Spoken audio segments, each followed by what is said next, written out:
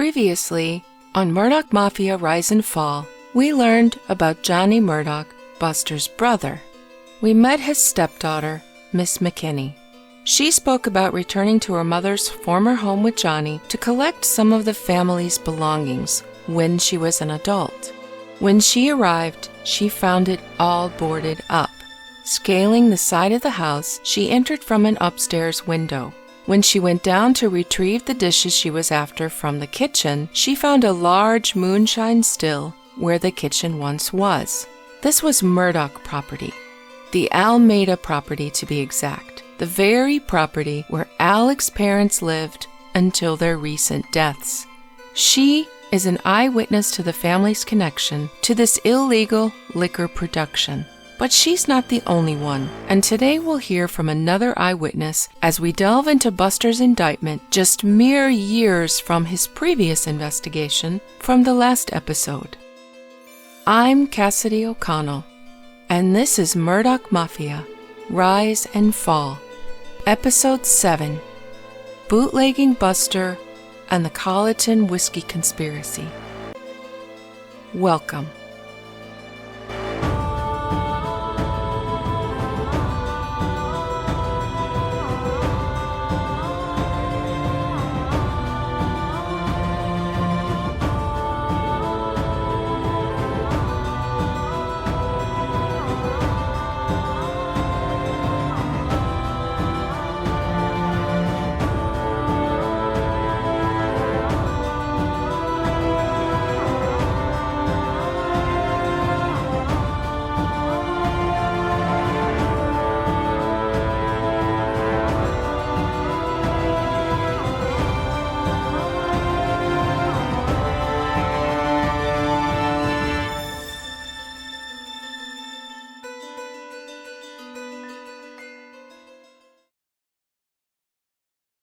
Buster kept finding himself in trouble. In the last episode, we covered his investigation into mistreatment of his clients in 1949. In the 1950s, he found himself involved in two investigations, one about taxes and this one, the biggest investigation of his career, the Colleton Whiskey Conspiracy. This case contains a lot of information, so it will be divided into two parts. This first one leading up to the trial, and the next one, the actual trial and afterwards. This second witness that I spoke of in the introduction is found in this book, Countdown to Murder, Alex Murdaugh, Money, Murder, and Deception in South Carolina, by best-selling author Rebecca F. Pittman. This is another Murdaugh book that I recommend. On pages 10 and 11, she relays a story of an interview she had with a woman that she calls Nancy. Nancy was dating a man who was living on the property, as mentioned, the Almeida property, where Randolph Murdaugh III's house still stands today. The home where Alex famously went on the night of the murders. The very property that many of us feel he may have temporarily stashed the murder weapons to come back and retrieve at a more convenient time. But at the time spoken of in this book, the house had not been moved to the place where it's at now. It was on another part of the property. But there was a barn, there were cattle, a smoke shed, and a mobile home. And the mobile home is where the man she was dating lived. On Fridays, when they were on their way to a date somewhere, maybe a dance or something like that, he would pick her up, but would have to run errands. They would be driving on many country roads, stopping by people's yards, and the people would seem to be waiting for him. He would open the trunk, retrieve glass jugs, give them to the waiting people, and off away they would speed to the next place where the same thing would happen. She saw them giving him money, or in other cases, writing something down as if it were being put on a tab. She didn't think much of it other than it was odd when she was young, but later when she looked back, it dawned on her that perhaps Buster wanted her riding with this guy as a cover, so that it wasn't just some man riding around down these country roads with his glass jars and money, but it looked less suspicious to have a girl in the car as well. 2 years later is when she realized that on this property there was a moonshine still. There was a building on the property that had cracks between the boards, and you could peek in. It was always locked with padlocks, which made her even more curious. And that's when she peeked in and saw the still. She goes on saying Buster Murdaugh was the owner. He was the head honcho. He was the ringleader. She mentioned in the 50s there was a trial, and that's the trial we're going to cover in this episode. But that even after the trial, he continued to run this still. From her own personal experience, she said he ran it into the late 70s. They made moonshine out of corn and sugar, and inside this still, she saw shelves on the walls with quart-sized jars with clear liquid. And then on the ground, there were big glass jars with clear liquid. It's also said that Buster Murdaugh would negotiate with people who wanted someone taken care of or needed a favor. No matter the crime, Buster would ask, "What do you have to offer me?" An exchange would be made, sometimes property or cash or some other arrangement. It was said old Buster told someone to whom Buster owed a favor, "If you need someone to disappear, bring them to Hampton County." Again, the name of this book is Countdown to Murder, Alex Murdaugh by Rebecca F. Pittman. And I do recommend this book as well. So this is the second actual eyewitness who saw the still on the Murdaugh property that was at the time owned by Buster. We're going to start this story with a post in the January 19th, 1956 edition of what is now the Post-Courier. And this is when the story is still developing. This is before Buster is included in this case. And what this makes me think about is this is an advanced warning for him and any others who know that they've been involved in this. And with this time, they're able to bribe, threaten, or anything else they can think of to try to save themselves from what they knew to be their impending arrest or indictment. We can glean a lot just from this page. First, we find pictures of some of the defendants, which is a pretty good and rare find. On the left in this picture, we have a magistrate judge, and the far right, we have Deputy Hyatt. The two in the middle are the attorneys for most of the defendants, Claude Sapp Jr. and Edward K. Pritchard. In the second picture, we have Mr. and Mrs. Herman Ulmer, who are defendants, and Harold Preacher, another defendant. And finally, the story we hear the most about, Sheriff Haskell G. Thompson.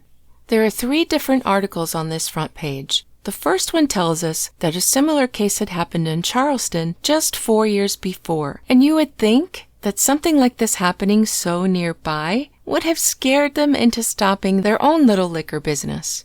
But it did not. Here's where we see the name of the lawyers for most of the defendants that we just saw in the photo, and we learn some of the details about the accusations in this case.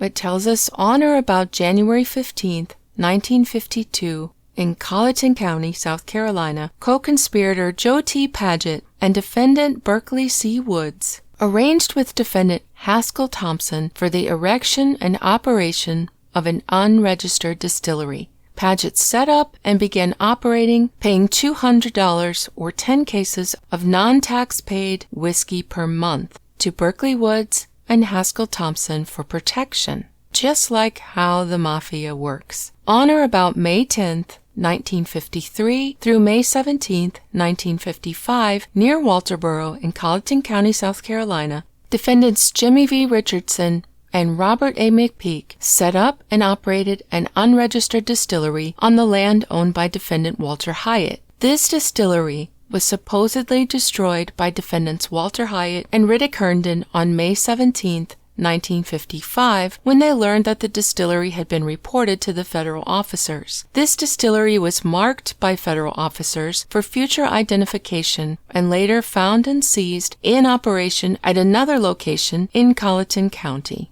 In some of these articles, we can see what must have been buzzing around the neighborhoods. For example, this one. We find that the governor has the power to remove public officials from their positions, but not county employees like sheriffs, unless they're convicted, and so we see these indicted men still holding their positions. This topic gets printed several times in the newspaper, so as I say, probably obviously a big topic of conversation around town about how these indicted men are still holding their positions. For example, Sheriff Thompson. This article, also in January, we see the first mention of Buster. It's in a sort of wondering out loud paragraph that states Solicitor Randolph Murdaugh of Hampton is court prosecutor in the 14th Judicial Circuit, which includes Colleton County. Any local action in such a case would normally come through the office of the solicitor and the county grand jury. Reading between the lines, I kind of take this as a hint that they're wondering why is this case not being tried by Buster, and perhaps wondering about Buster's possible involvement, although he's not yet been named or indicted in this case.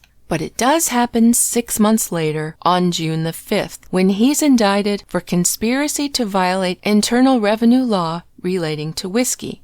So this charge is probably a very good reason why this became a federal case. It wasn't just the making of whiskey. Prohibition had actually ended in the 30s, but there was a higher tax on liquor, and making moonshine was illegal. But you add to that, selling illegal whiskey is not taxed. So it's therefore a federal crime, in addition to homemade moonshine being illegal to make and sell. We see the names of more of the defendants, and we learn that the trial will be held in Charleston, in a special term of federal court, and that not a local judge, but a judge from Virginia will preside over this case. Perhaps they should have provided a jury from Virginia as well, and you'll see what I mean by that later. But at the end of this article, we see what Buster is accused of doing. The indictment charges that Murdaugh conspired with a man to move an illegal whiskey still from Hampton to Colleton to avoid interference by local officers. So Buster is in fact very involved in this illegal whiskey business. The next day, there's an article stating that the governor had a right to remove Buster since he, unlike the sheriff, was a public official. And there was a rule in place that solicitors from other circuits could prosecute cases in place of each other, so someone could have been appointed to take Buster's place, to which the governor did not reply.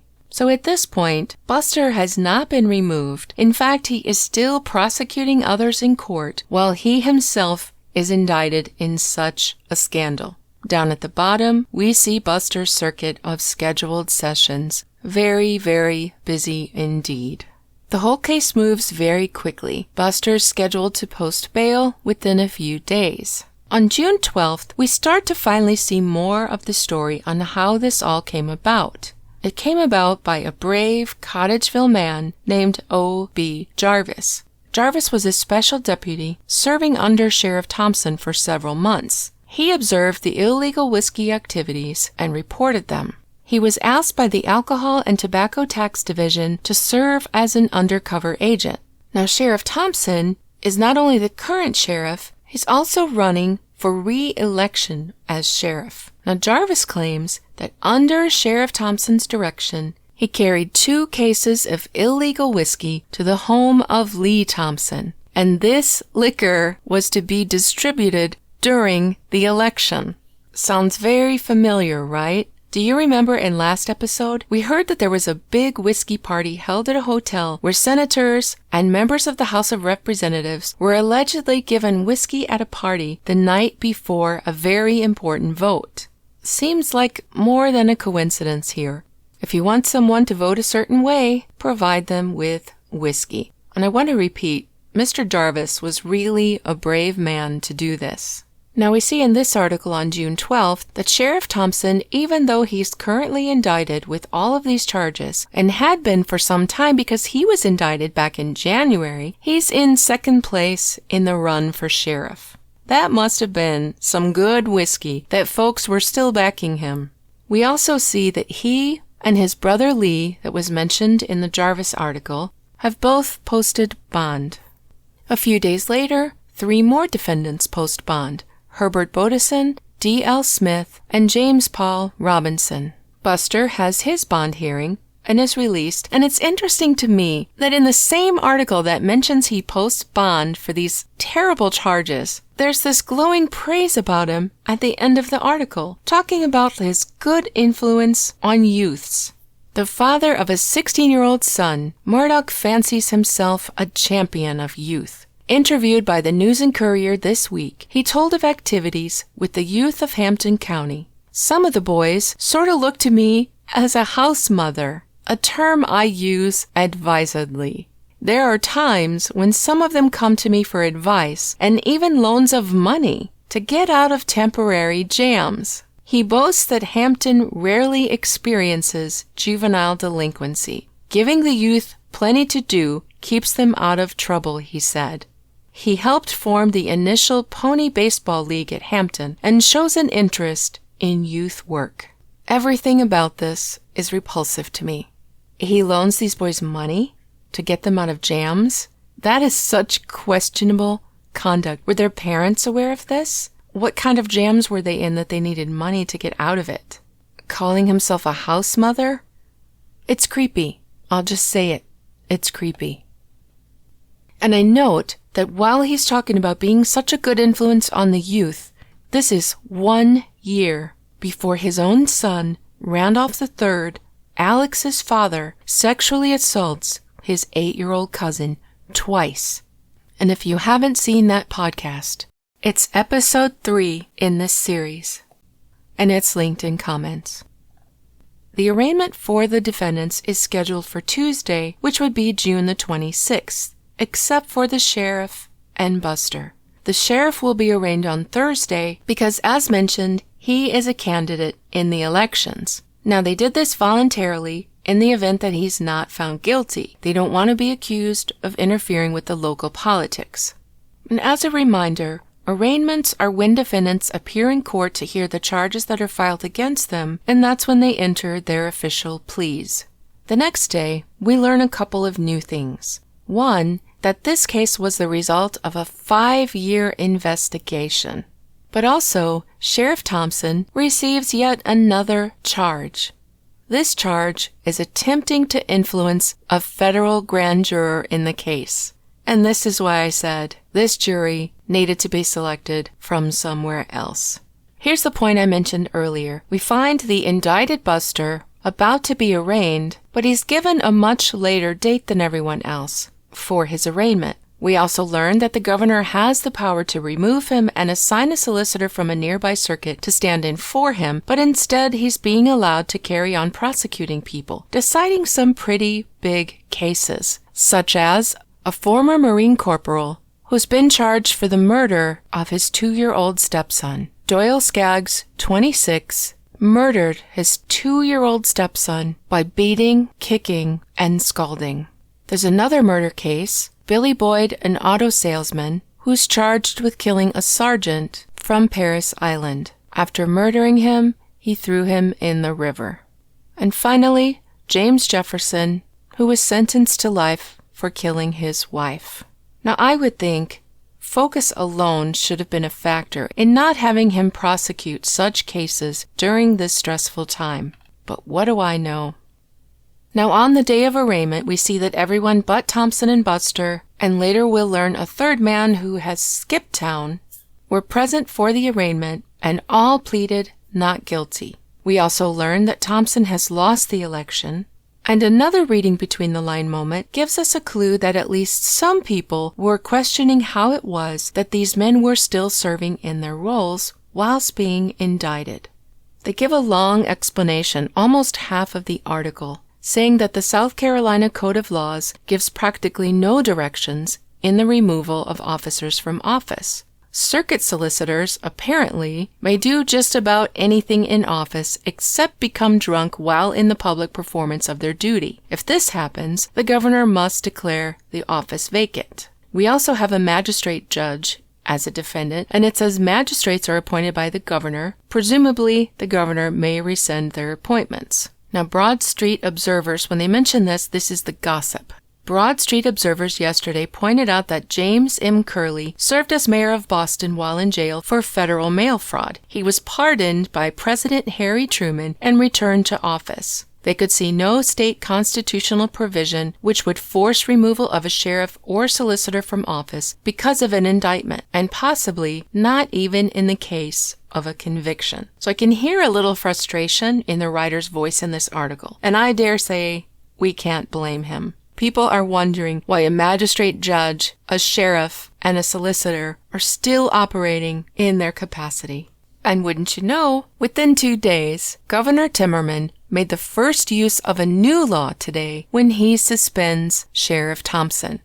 Now, this specifies that he's suspended until acquitted.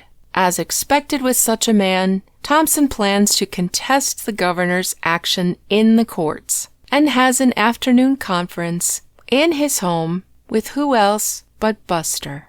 Buster, whose arraignment is clear into July and in the end is delayed 3 times. With this law put into place, Sheriff Thompson is to be replaced by the man who was voted in to succeed him, John Siegler.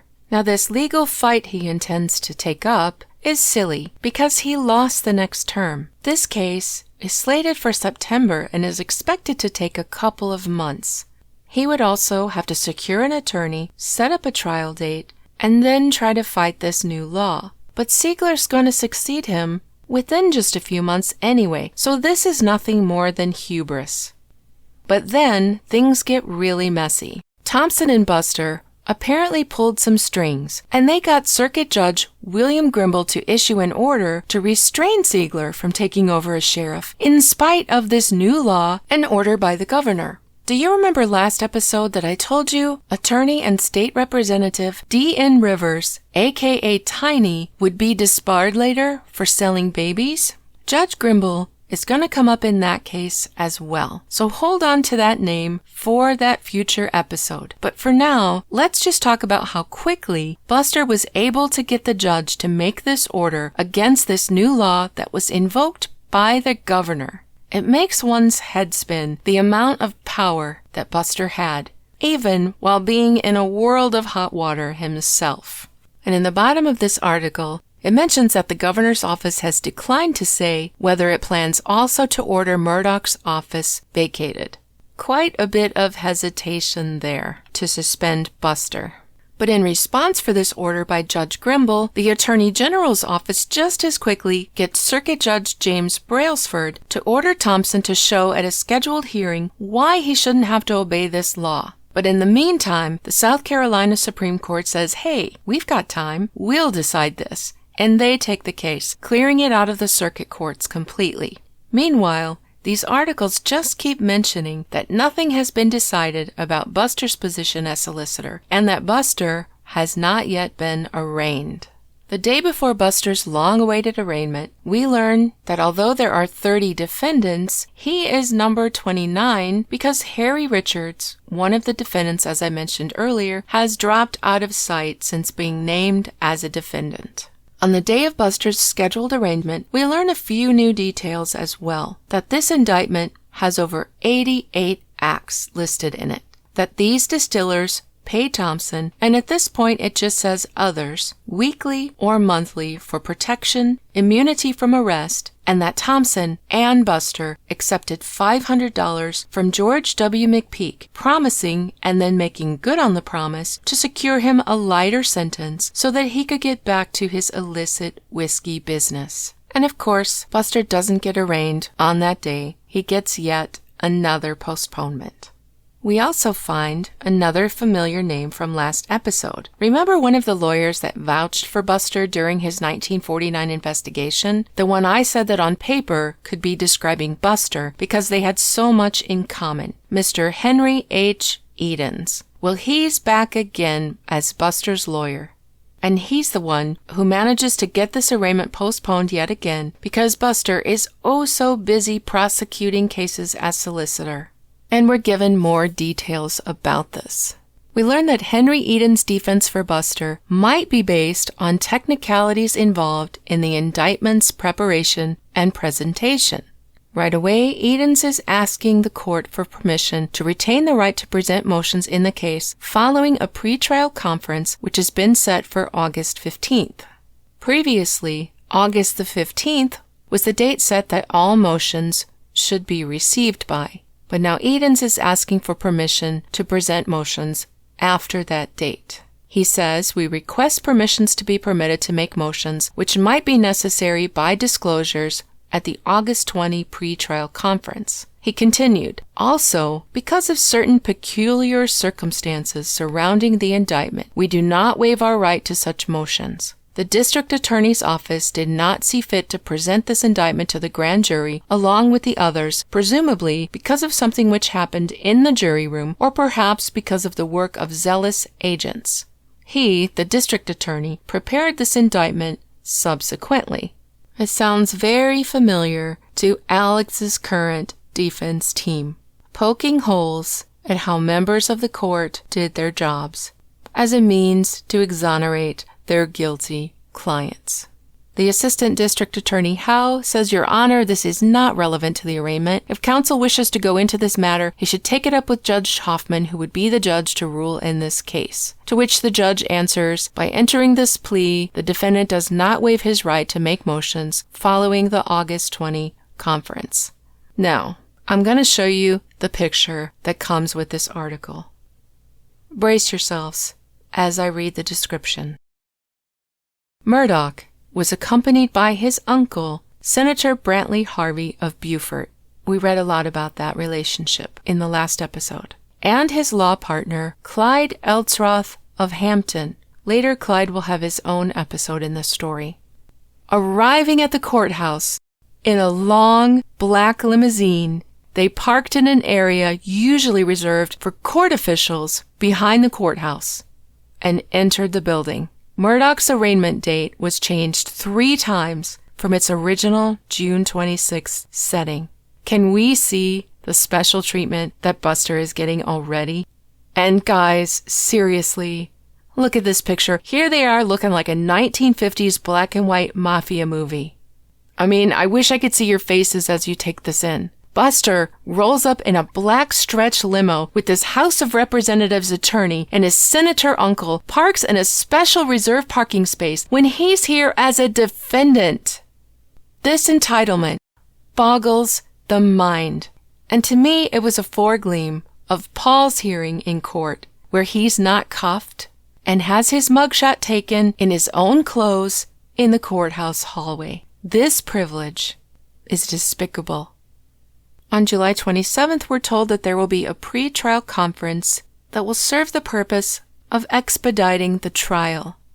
They want to see what kind of evidence can be agreed upon and what pre-trial motions they can have cleared, because this case is expected to be kind of long. So as we saw, the sheriff was fighting this law, saying that the governor had no right to remove him, and we saw that the Supreme Court was going to take this case, and they hear it on August 6th. Sheriff Thompson's attorneys have many dramatic words to describe this law. It is unconstitutional in content, vicious, uncertain, arbitrary, fickle, and capricious in essence, and rankly discriminatory in its current application. It is the rankest kind of discrimination. This is the only part I agree with. They mention Buster. They say Buster was not suspended, only Sheriff Thompson. These officers were elected at the same time, for the same term of office, indicted at the same time, in the same court for the same offenses. So why is Thompson removed and Buster is not? They also say that this could give an unscrupulous or vindictive governor a powerful weapon to remove his opponents. And that's rich, considering how these men abused their positions. So this case is left under advisement at the time. So we see August 15 is the deadline for filing motions, and on August 14th, Buster tries out a Hail Mary before the case can go to trial. He charges that federal investigators have promised light sentences to other defendants to implicate him in this case, and for that he's seeking dismissal. He also asked for his name to be removed from the general indictment and to have a separate trial. He asks for a bill of particulars in which details of the cases are cited, and he wants 3 of the allegations to be struck because he feels that they are immaterial, irrelevant, and surplusage. He wants to be separated because he feels he's in danger of guilt by transference rather than by competent and proper evidence. He also says that these promises of light sentences may induce or influence other defendants to implicate him by testifying to matters which are untrue or in which they have no knowledge of. His next move is just plain frightening, since we've already seen that multiple people have said that Buster had a group around him whose job it was to clear anyone out of his way. or clear someone out of the way of someone that he owed a favor to. We heard in episode 2 that his brother Johnny was one of such men, and that Johnny bragged about a number of bodies that he placed in the pecan field on the Almeida Murdaugh property. Now this very man, Buster, is asking to see the government's evidence against him, which would include witnesses and the testimony that they've given against him. The federal government is trying to dismiss this subpoena. They say the subpoena is unreasonable and oppressive, too general and inconclusive, and that it does not comply with and is not authorized by the federal rules of criminal procedure and applicable statutes and decision. And yet, he wins. The federal government was ordered yesterday to furnish a list of its witnesses to the defense in the conspiracy trial. Not only that, prosecution also must supply defense lawyers with a listing of documentary evidence it will use in the case. Imagine handing this over to such a man. Now the rest of his motions are all denied across the board. He does not get a separate trial. The 3 acts he wanted struck do not get struck. He does not get the bill of particulars, which would have required the prosecution to list in detail its charges. He does not get the trial continued, but he gets that huge win of all of the defense witnesses and the evidence that will be used in the case, which would be things like the purchasing of sugar from wholesale houses, auto registrations, etc. Now, since there had been the accusation at Thompson dealing with a witness in the grand jury, these jurors are going to be quartered at the Charleston Hotel for the duration of the trial. So it looks like they will be sequestered, probably for their own safety. In the meantime, there are more charges brought against Buster specifically. The charges of obstructing the Colleton County grand jurors allege that Murdaugh attempted to prevent the jury from discovering whiskey violations by instructing Thompson to make friendly raids upon known violators of Internal Revenue laws who were paying for and receiving protection, and advised them beforehand of the raids and assured them of protection in submitting to friendly prosecution. So there had been a crackdown in the area trying to find these illegal whiskey stills. So Buster and Thompson's answer was to make it look like they were doing their jobs by holding what they called these friendly raids. They would give them a warning when they were coming to their particular still so they could hide the majority of their things, and that the prosecution would be very minimal. In the bill of particulars filed, the government lists a charge that a defendant in the whiskey conspiracy case began serving a prison term in 1951 for a federal liquor violation in order to protect Murdaugh. So this guy is in prison, took the fall for Buster. It's also charged that Murdaugh aided, abetted, and comforted a co-conspirator in the concealment of whiskey violations, and that in 1952, the solicitor offered to procure for 2 co-conspirators a still site in Colleton County. He is so deep in this whole thing. He's the one setting up the sites. He's helping them, and they're taking the fall for him. He's also charged with protecting 3 people so that they could use and possess illicit whiskey furnished them by Thompson, and that the solicitor through Thompson offered to procure a light sentence for a co-conspirator for $100 for himself and $100 for Thompson. These new charges came with a list of 25 violators who had paid Buster this protection money. These witnesses are not just from South Carolina, but also Virginia, Maryland, Florida, Georgia, Tennessee, and California. All of these charges, and knowing the outcome, I just can't imagine how Buster manages to weasel himself out of this.